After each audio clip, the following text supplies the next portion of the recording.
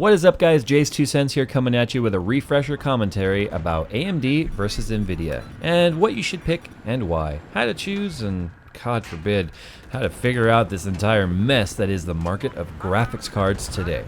Now, before we get into the topic, this game we're looking at, Battlefield 4, of course, and I'm flying around in Littlebird showing you guys how to stay alive.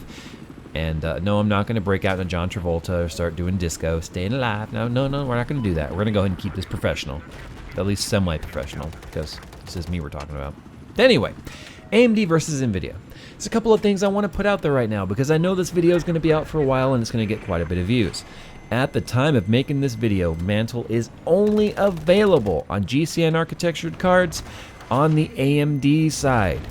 It is an open source API that has, until right now, at the time of this video, has still not been utilized by NVIDIA. Chances are it may not be utilized for quite some time. So I want to put that out there.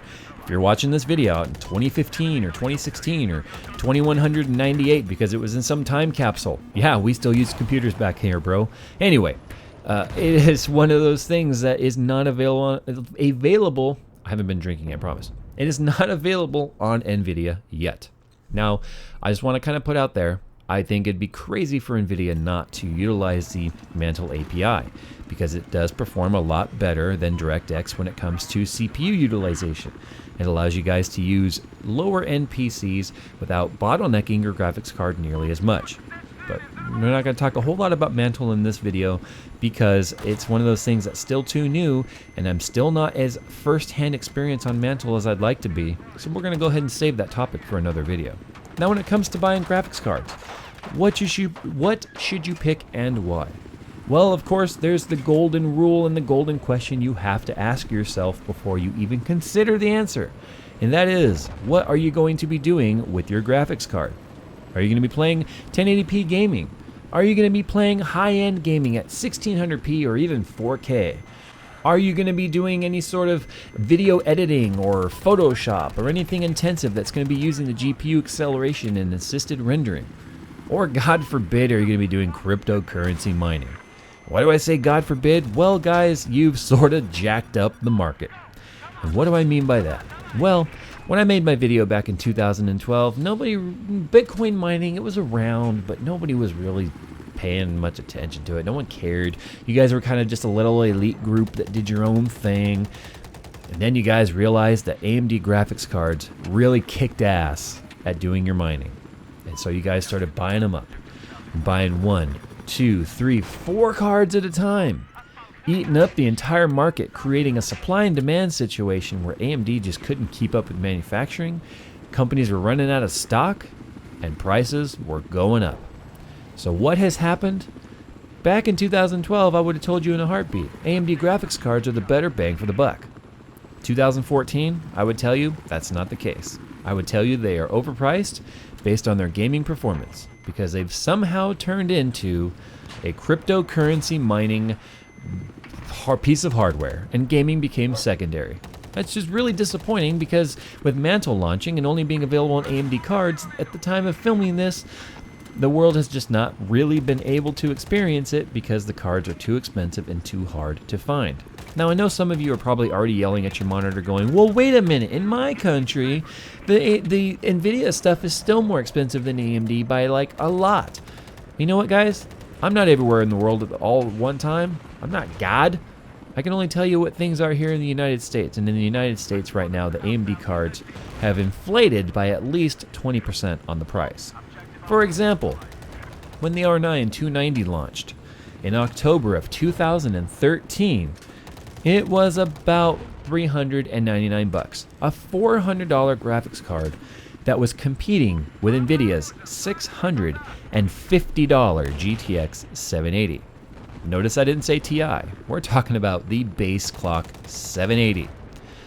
You know, the one that still has the locked CUDA cores and it's not fully unlocked, it's a slightly gimped Titan. Yeah. Well, here we are today. The NVIDIA GTX 780 costs $499. And the base R9 290, $580. $80 more than the faster GTX 780, depending on the games that you're playing. Now, I own both of these cards. I own a GTX 780 from EVGA, And I own an R9 290 from MSI.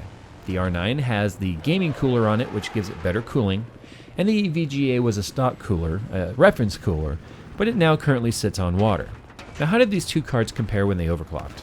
Well, they held each other hand in hand, side by side on every test I threw it. Only minor differences in the benchmark scores. In fact, it really surprised me because if the card from R9 or the 290 was still $400, I would tell everyone in a heartbeat, buy the R9, the 290, don't get the 780. You get the same performance for $100 less. Put it somewhere else in your build and just get an amazing bang for your buck.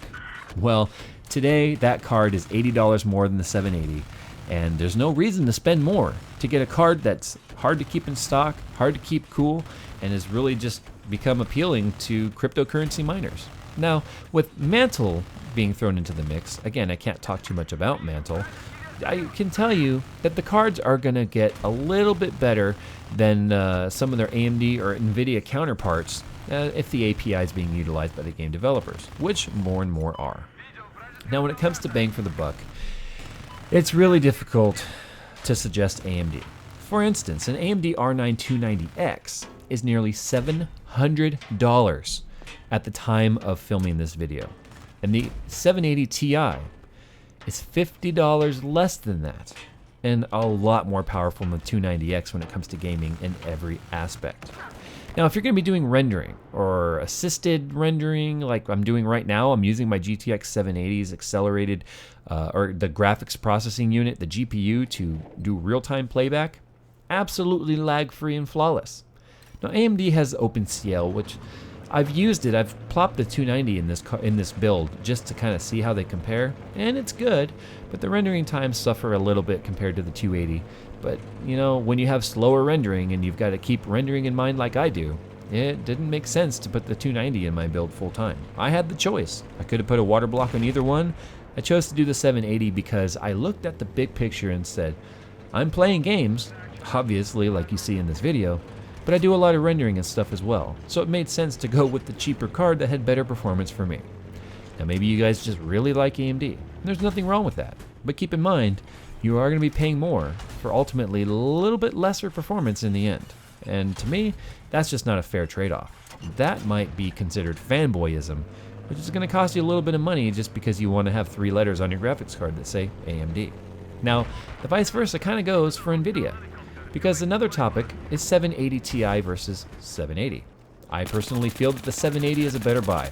It's very close to Ti performance if you overclock it without paying that hefty $150 extra price tag. So guys, tell me, what are you using and why are you using it? Are you in a Team NVIDIA or a Team AMD? And if you're shopping for graphics cards and you're experiencing the same issue I'm talking about here with R9 cards being inflated, go ahead and tell us what your experiences are and what it is you plan to buy. I feel bad for gamers because the cryptocurrency miners have really taken something intended for one purpose, repurposed it for another, and has really, really jacked up the market for everybody else. Guys, it's been JayzTwoCents. I hope you've enjoyed this video. If you have, you can follow me on Twitter or Facebook. The information is down in the description, and we can talk more about it. I love interacting with you guys, and I love helping you guys with your builds, and just generally talking tech with all of my fans. As always, guys, until my next video, I will see you, well, in my next video, or hopefully Twitter or Facebook. Anyway, I'm gonna get on out of here and go suck some more on Battlefield 4. See you later, guys.